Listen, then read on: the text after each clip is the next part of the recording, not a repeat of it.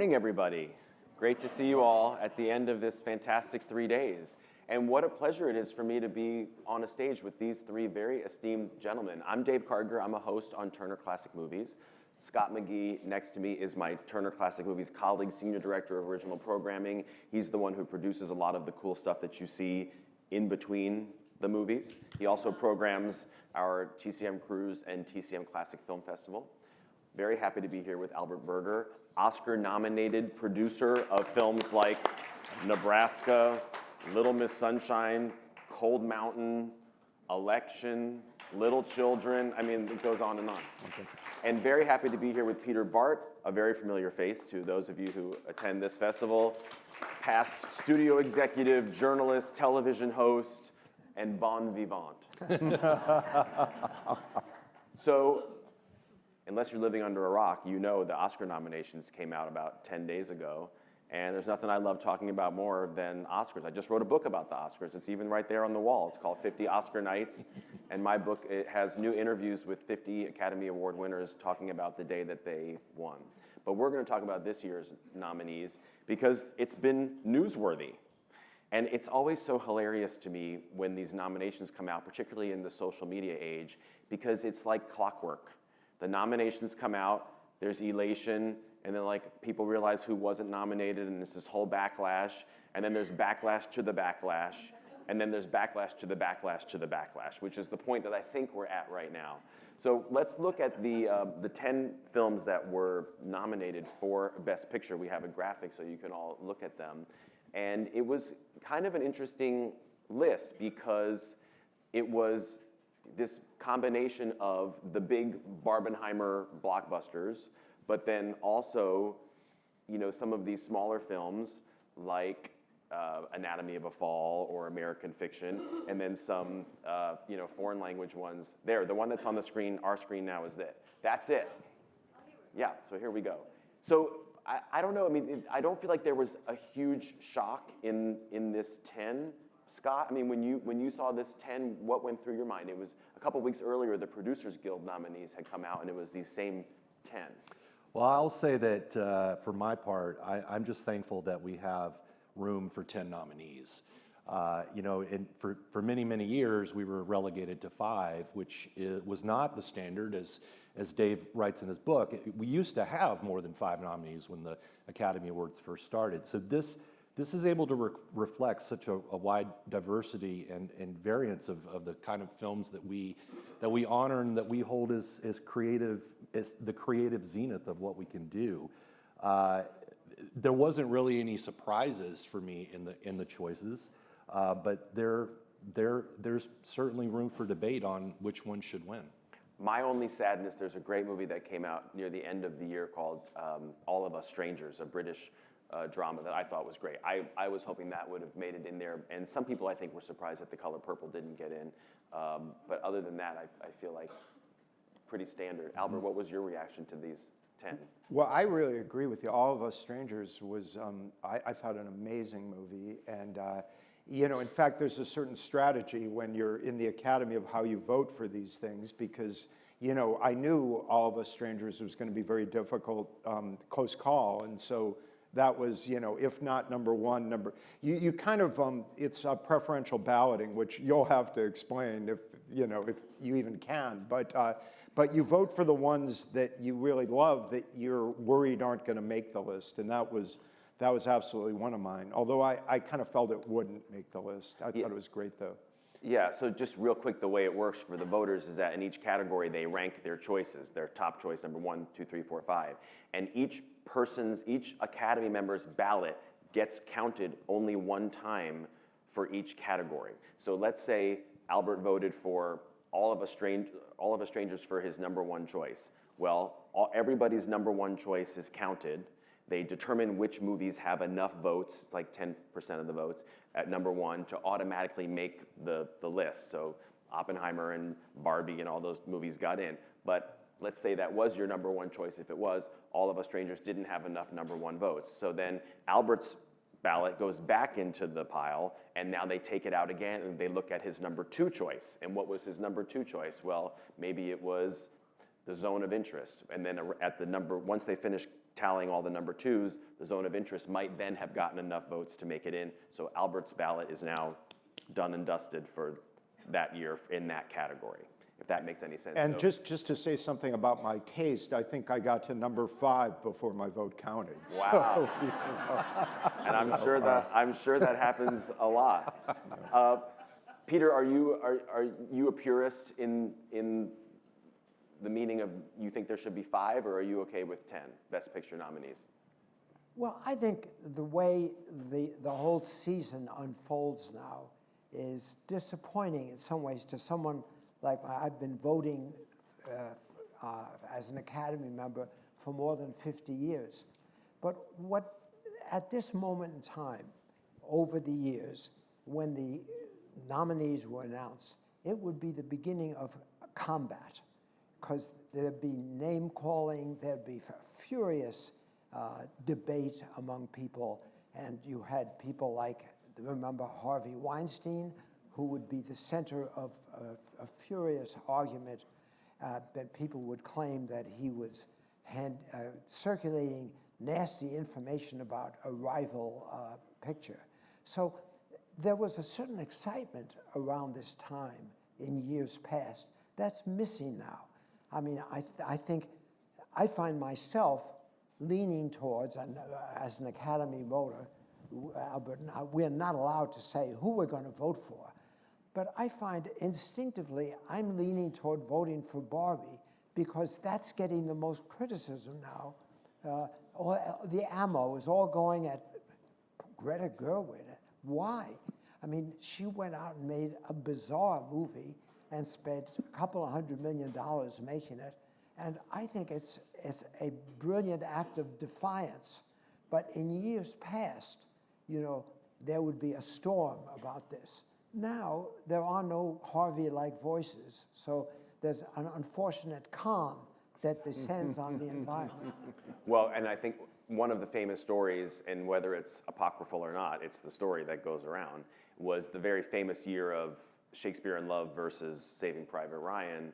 All of a sudden, when the nominations came out and it was looking like it actually was going to be a race, because everyone thought Saving Private Ryan was just going to clean up and win everything, but then Shakespeare in Love got a Screen Actors Guild Award and all this. And then the story goes that the Miramax machine started circulating this kind of whisper campaign saying, well, Saving Private Ryan's really good in the first 20 minutes, but then it's not so great. And I think that kind of snowballed and was part of the reason why Shakespeare in Love had this big shocking upset, if you will. And I think it kind of opened a lot of people's eyes to the fact that there is this kind of oppo research, or if you will, to use a political term, to some of these films. And that's also because the season is so protracted and long. Well, Dave, the big voice of indignation I got years ago on this subject was my mother, of all people, called to complain. How dare E.T.? E.T. is snubbed because of Gandhi. Gandhi is a boring movie, and I loved E.T. Well, just to piggyback on Peter's point about you know, the way it used to be in the combat. Years ago, we made this movie Cold Mountain, and it was for Miramax. Harvey was in charge of it, and he was a very difficult guy to work with, but quite a character as far as Oscar stuff. And he actually, my father-in-law, my wife's father, was a producer, and he had a lot of friends in the retirement home, at the motion picture home, and Harvey actually enlisted him to go and, you know, pass out VHSs to all the people to try and wrangle their votes.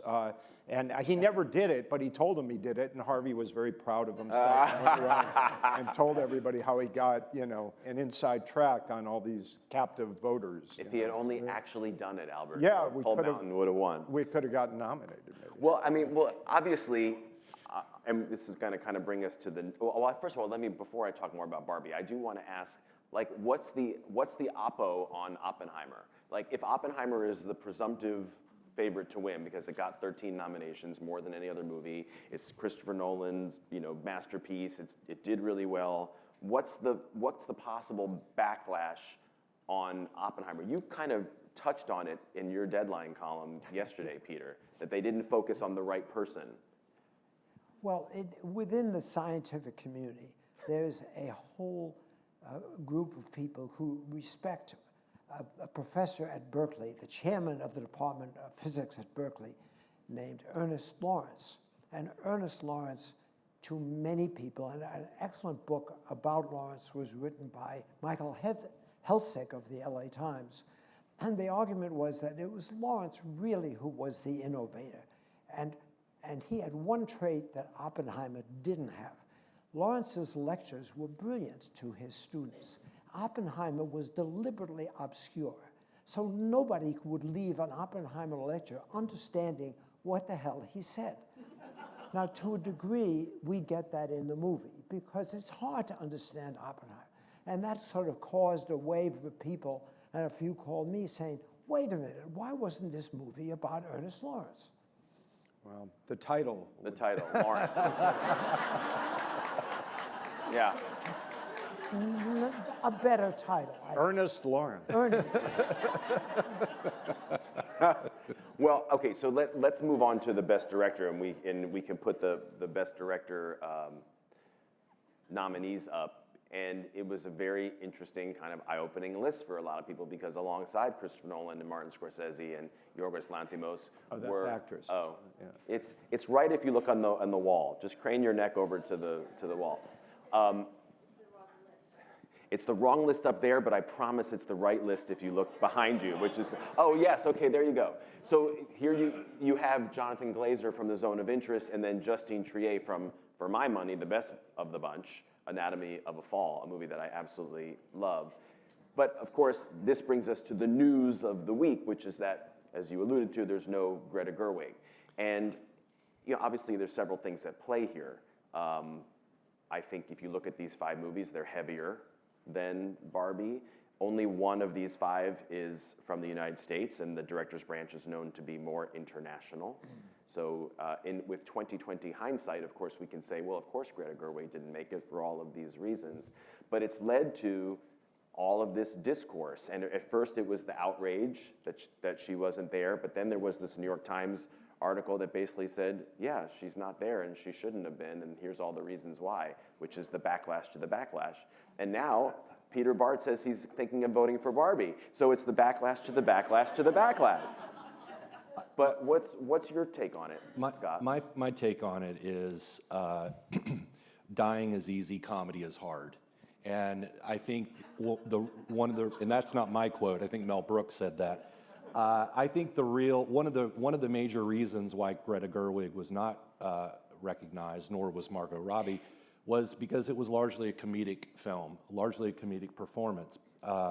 And I think historically, there are certainly a lot of exceptions to this, but I think comedy is misunderstood or perhaps even taken for granted, particularly when it comes to important films, capital I, important films. Comedies just aren't always seen that way. And I think what Greta Gerwig and her crew did with this film was they made a comedy that was gut-bustingly funny, but it also was very moving and very meaningful to a lot of people, particularly my 15-year-old daughter. And that is something that cannot be understated or overstated, is that importance. So in your mind, I say this in a friendly way, 8 Oscar nominations is not enough? Because it did get 8, including Best Picture and Screenplay and 2 of the performers. Yes, and I will say, we'll talk about this when we get to Best Supporting Actress, but when it comes to Best Supporting Actor, Ryan Gosling was, of course, nominated for a very good reason. But just the overall production, I think some people may have just thought of Barbie as sort of a one-off or maybe an exception to the rule. And because of the box office, they thought we should, it deserves a nomination. But I think there is a lot of quality and a lot of genius to Barbie, to what they did. I mean, I thought it was going to be a toy commercial, Right. and it was So did not Mattel. a toy commercial. Right. What's your take on it, Albert, as far as the international of it all, or just in general? Well, I think that Barbie is certainly a very ambitious movie. You have 5 slots for 7 great directors this year. Alexander Payne, also a comedy, didn't make it either. You know, who do you take off that list? You know, I mean, it's a very strong list. I think Oppenheimer is ultimately going to win Best Picture. I think Chris Nolan is going to win here, but Barbie could win Best Picture for exactly the reason you say. I think, you know, Margot Robbie didn't get it, Greta Gerwig didn't get it. I wouldn't be surprised. The Academy is kind of famous, almost unconsciously, for splitting their votes. Well, sure. I mean, there was that story, I think 10 years ago, where Ben Affleck didn't get nominated for directing Argo, and you could argue that that helped Argo win Best Picture. Exactly. Exactly. Peter, what do you think? How do you think it's actually going to shake down? Well, as someone who used to have the responsibility of running studios, I would give an award automatically to anyone who made a movie that didn't run longer than 3 hours. It's a real problem. I do believe, in all sincerity, that it is the art of succinct storytelling is being lost. And particularly in this year's case, I think that the movies did ramble on. Peter, do you think, I've heard some Academy members, I'm not saying this is a huge trend, I'm just saying this is very anecdotal, but I've heard some Academy members say that the votership has become too international, which is to say when you look at Best Director or Best Picture and there's these foreign language films taking up 2 spots that could have gone to Alexander Payne or Greta Gerwig, when you compare that to like the César Awards in France, where their nominations just came out, and all their nominees were people from French movies. They nominate French movies.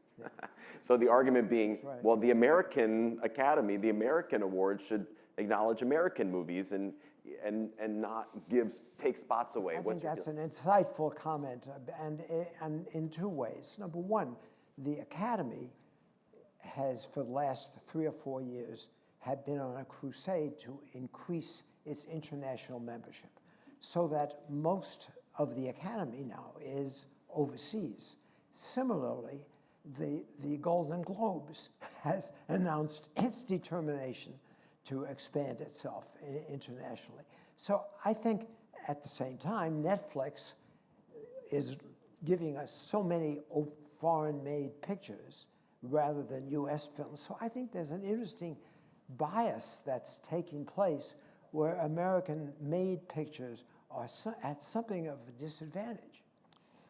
Although I would also say this year the international films were extraordinary, and I thought the best films of the year. And the 5 list, you know, every one of them is excellent. This I have to just put out a plug for Wim Wenders' movie Perfect Days, which is excellent, as well as Teacher's Lounge, the German film. They're both great.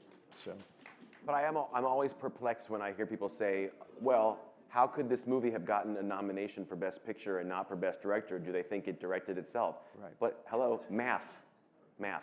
There's 10 of one and there's 5 of another. Exactly. That's just going to happen. right. But I do think it's worth noting that for the first time ever, 3 of the Best Picture nominees were directed by women.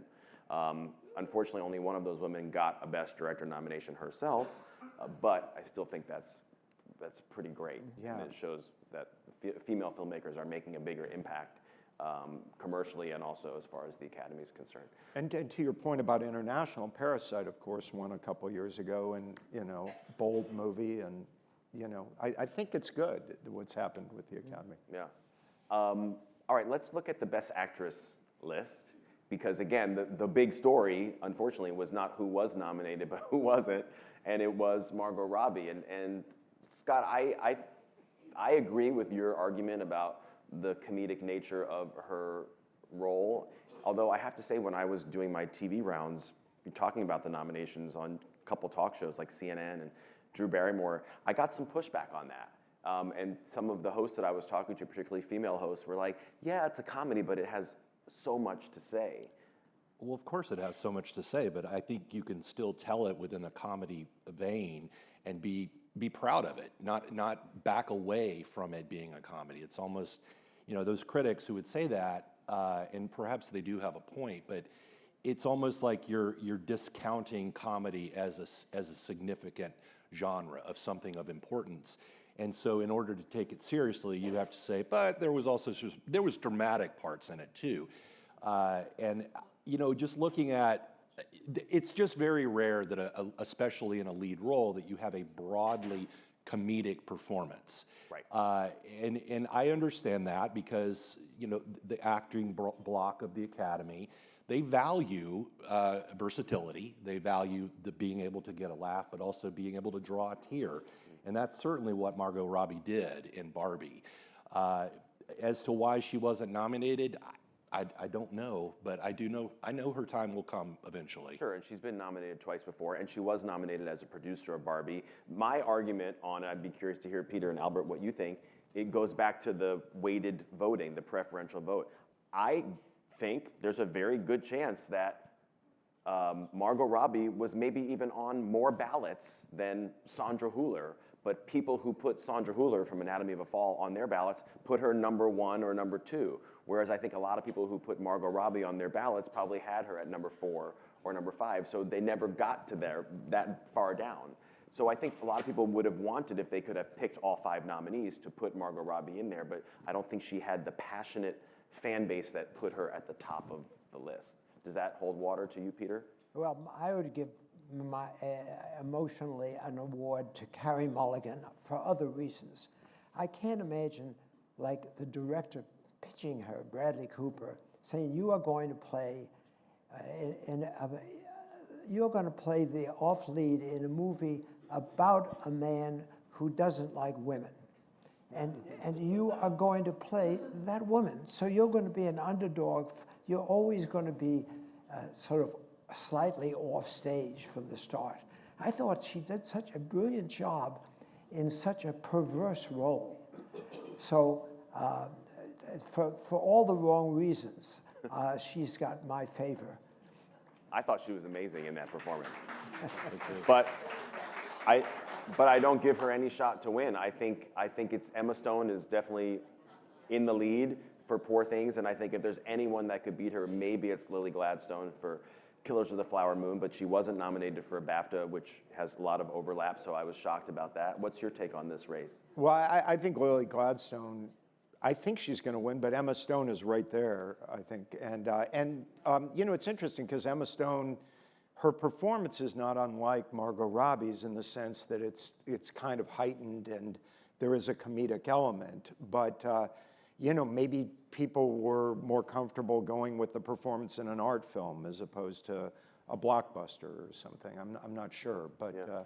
But a lot of quality up there. Obviously, Sandra Hüller is in both movies, Zone of Interest as well. And, quite a year. I'll also note poor Annette Bening. I mean, Oh, yeah. she has been nominated how many times? I think 5 now. 5 times. I mean, she's approaching Glenn Close, I think, in Yes. number of nominations. Yes. But she's extraordinary. Hopefully she'll make it to the finish line someday. Someday, but not this I don't year. think it'll I think be this year the nomination is the win. And she was great, and I encourage anyone to see Nyad, because to watch her and Jodie Foster together is just an absolute pleasure.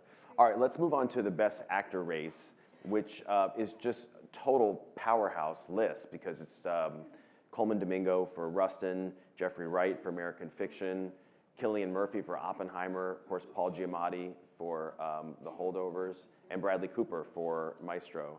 And it's interesting because, before I talk about asking you guys who could win, the Bradley Cooper of it all is fascinating to me. I do feel like there's been a backlash against him since this movie came out, where it's perceived widely or not so widely as kind of this vanity project. Even though he did put Carey Mulligan number 1 on the call sheet and he billed her first, I think there are a lot of people who can't see past that. What's your feeling on it, Scott? My feeling is Bradley Cooper is a real filmmaker. And I don't quite see that as being a vanity project. First of all, it's not over 3 hours long, and we've seen vanity projects from actors turned directors I'm thinking of The Postman, directed by Kevin Costner. That it doesn't feel like a vanity project to me, and I learned so much about Leonard Bernstein in this film, and I was so struck by, this, given that our work at TCM, we spend so much time looking at films from the classic Hollywood era, and hearing Bradley Cooper and Carey Mulligan speak almost like they just stepped out of a 1940s film. I mean, they were speaking in that mid-Atlantic accent that classic Hollywood stars like Katharine Hepburn and Cary Grant spoke all the time. And so it felt like something out of the 40s, and I was really amazed by that. But in terms of it being a vanity project, I mean, I don't see that at all. For me, I more admired it than I cared about it. Although I was very moved by Carey Mulligan's performance, but I watched it at a remove, and as I say, there's incredible virtuosity in the filmmaking and all that. But for me these days, it's all about the human stories and stuff. So, Well, I'm disappointed in you guys because this is a writers' festival, and Jeffrey Wright played someone who set out to write a shitty book. And I think that how can we not favor a failed writer at this conference? That is a brilliant movie. I loved American Fiction. I didn't love the last 10 minutes as much as I loved everything that led up to it, but I mean, it's brilliant. I mean, it's super smart and very surprising. funny. And very, very funny. Okay, so this, I feel like of the acting races, maybe Best Actress too, but this is one where there's more than one person that could actually win. I think it could be Cillian Murphy. If there is this major Oppenheimer sweep and Oppenheimer wins 8 or something like that, I think Cillian Murphy gets the win. But right now, I think it's Paul Giamatti for the Alexander Payne film. And you've made how many films with Alexander Payne? Twice, right? yeah. Nebraska and Election. And Election. Right. He's an amazing director. I think Giamatti's going to win, and he was great in that movie. How many I don't know if anybody who saw it, but his eyes were going in, every different shot of him, he has a wandering eye, and each time it's a different eye that's wandering, so, but. Well, I think people are surprised to learn that this is only Paul Giamatti's second ever nomination, and his first as a Best Actor. I think everyone just assumes he got nominated for Sideways, but he didn't. Oh. He got nominated for Cinderella Man. That was the only time he's ever been nominated. So, I do get the sense of like a little bit of a career achievement thing going on. Even though he's great in The Holdovers, I get the sense that there's something more at play there. Yeah, I think. Peter, what do you think? Who's going to win Best Actor? I wish that role was a little more comedic, to your point. I think that someone who had better comedic lines and was more of a comedic personality would have made that movie come alive a little more. I just felt Holdovers, honestly, much as I love Paul, it was a little grim. It reminded me of school. I did love the period detail in it, though. I mean, it takes you back to 1970. I mean, it really in a fascinating way. Okay, let's move on to Best Supporting Actress, because it's interesting to hear your criticism, Peter, of The Holdovers, because I like The Holdovers, but to me, that movie came alive whenever Davine Joy Randolph was on the screen. I don't know if you guys haven't seen it. She plays a cook at this prep school who has to also stay over during Christmas break and kind of look after these kids, but she's also going through grief in her own life. And I think she's gonna win the Academy Award. She's won everything leading up to it. And it's just a beautiful, powerful performance, and I'm excited at the prospect of her winning. What's your take on this race, Albert? I think she's going to win, and it's interesting for me. We worked with her on a movie called The Last Shift that Alexander was the executive producer on, and she was amazing in that movie. A very small role, but pitch perfect. Yale Drama School. She's a wonderful actress and very good in this. Although weirdly, I've seen her better in other things, but it's the kind of role that I think the Academy really goes And that's for. important to remember. Yeah. I mean, I say this with so much respect for actors, but winning an Oscar is as much about the role as it is about the performer playing it. I mean, it's hilarious so many times.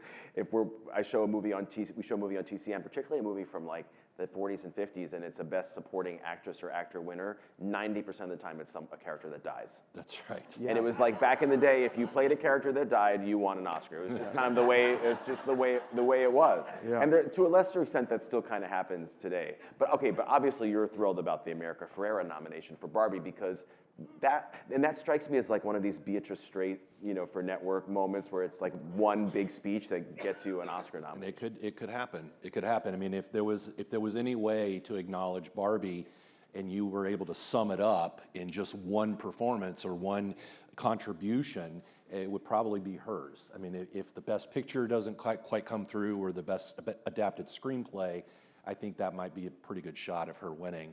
I'll also just say about Danielle Brooks that having watched her in Orange is the New Black the entire run, she is an extraordinary actress, and I don't think she'll win for this, but I do want to just say that I think the world of her as a Dave, I sort of miss that era of when Shirley MacLaine just sort of dominated the conversation.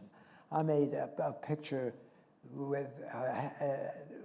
called Being There, where she just was so radiant. And even with the picture she made that again,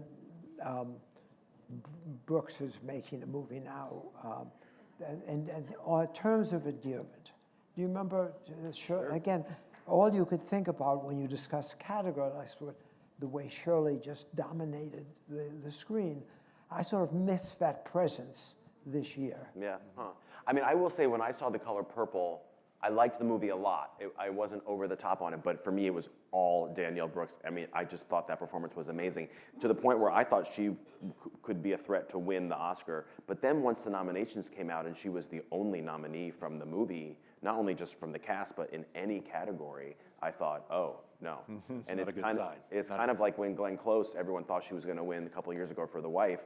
Now we should have known, in retrospect, that she wasn't going to win because she was the only nominee. Not that you can't ever win if you're the only nominee, but it's pretty rare.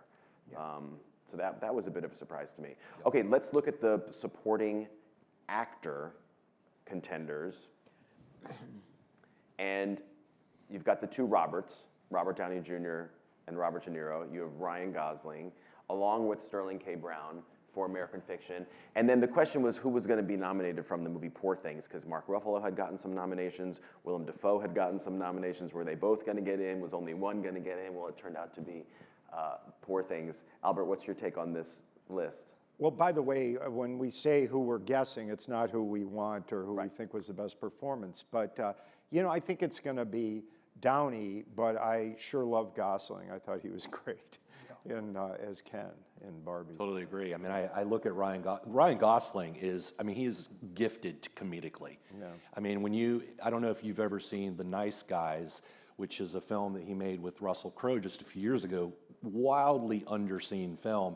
Mm-hmm. His comedic chops are really, really good.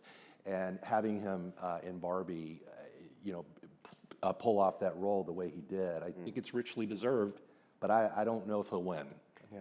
Peter, I'd love to know your history with Robert Downey Jr., because this is 30 years after his first ever Oscar nomination for Chaplin, and he's now saying he's so grateful that he didn't win that first time.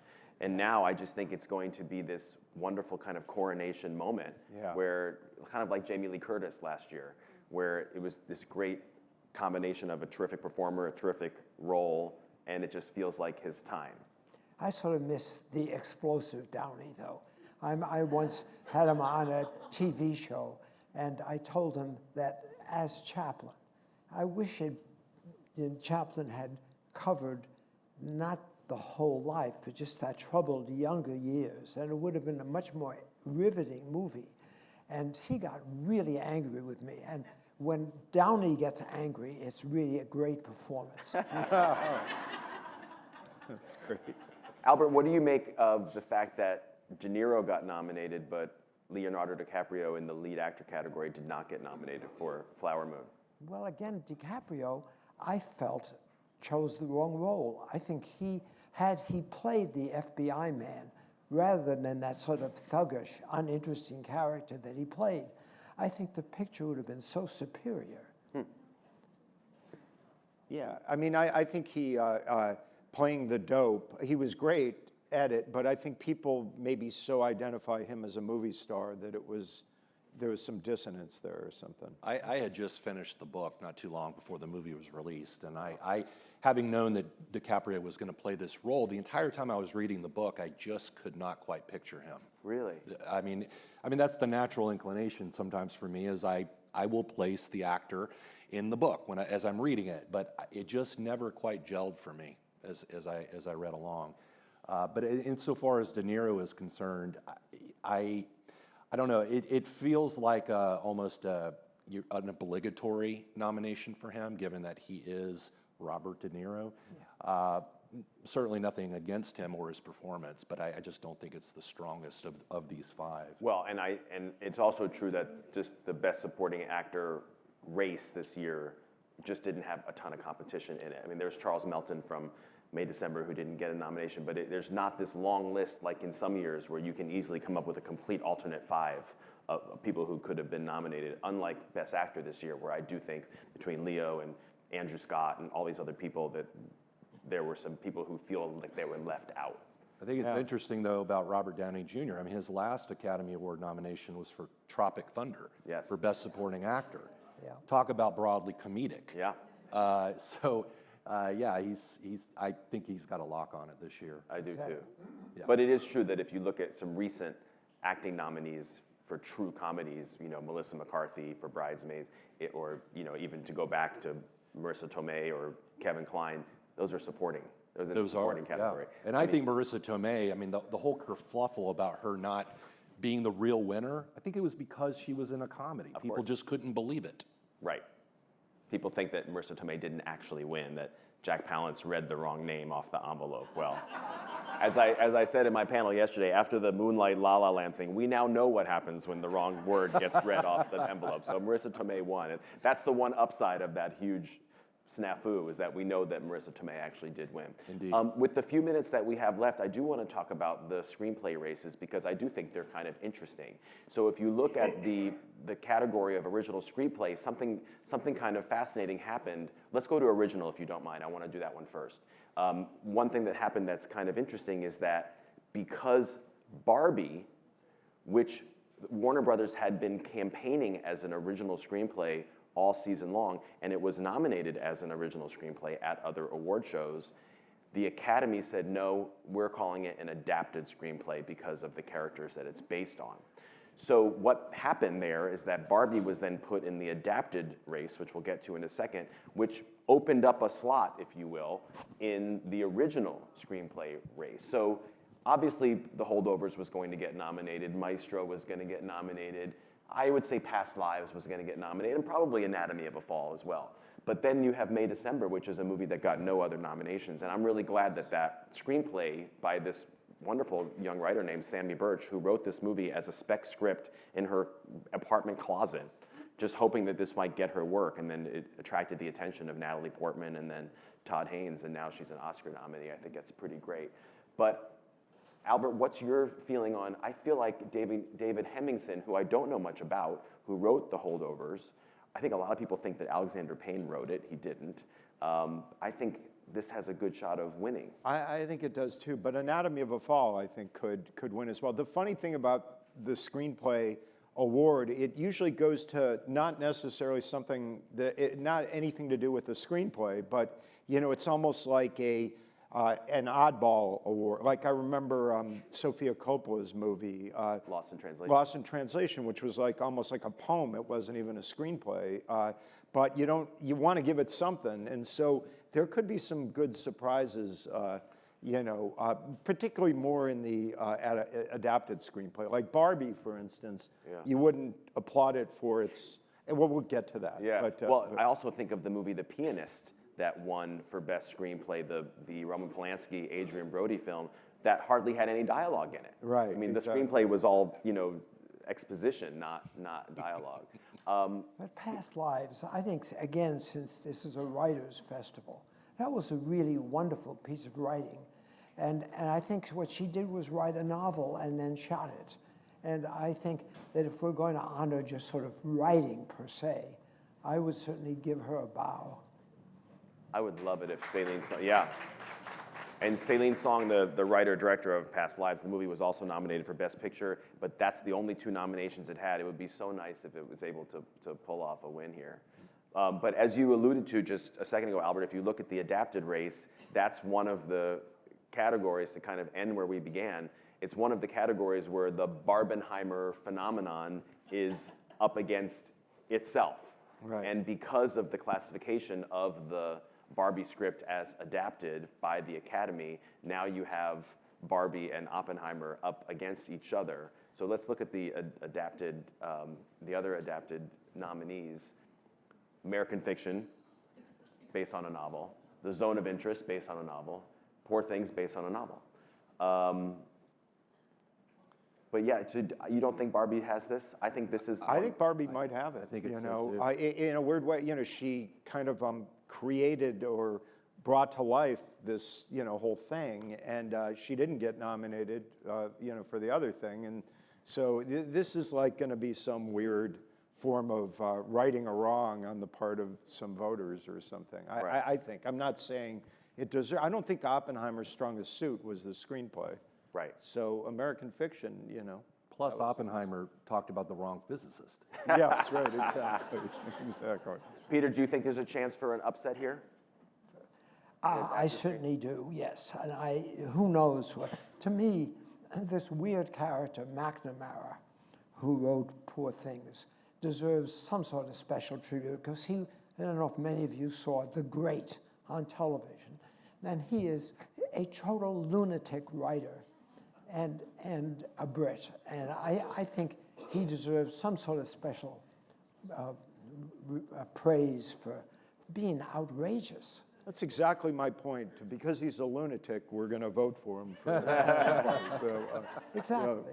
He also wrote The Favorite, Yes. which was also directed by Yorgos Lanthimos. Oh, yeah. Yeah. I mean, so yeah, they're a great team together, but yes, it's that movie's bonkers in the best possible way. Let me end with one general question because I'm someone who has been writing about, talking about, obsessing over the Academy Awards for 25 years now as in my professional life.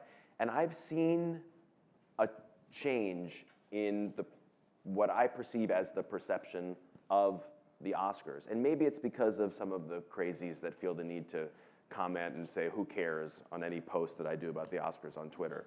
But I do feel the sense that like there is a growing number of people who feel like the Oscars are, what are the phrases? Out of touch, elitist, no one cares anymore, no one's gonna watch anymore like they did back in when Billy Crystal was hosting.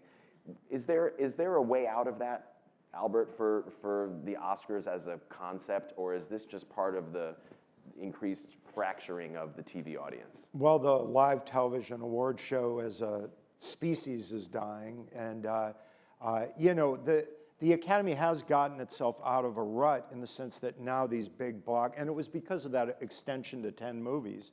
Now you have Oppenheimer and Barbie and these big movies that a lot of people have seen, so maybe they've become a little more relevant, but I don't know. I mean, the whole movie-going, you know, thing is a huge issue, and I've been thinking a lot about it this week because this festival is so great with these live audiences in it, and I thought, well, you know, and it's packed here usually, you know, all week, and why can't people get back to the movies? It's so great to see things with an audience, and you know, I just hope that continues, and therefore the Oscars continue and all that. That story, Albert, of the Oscar bump, that all of us wanted the Oscar bump from pictures that we liked, remember? Yeah. And now, of course, none of these movies are playing in theaters, therefore there is no bump. Yeah.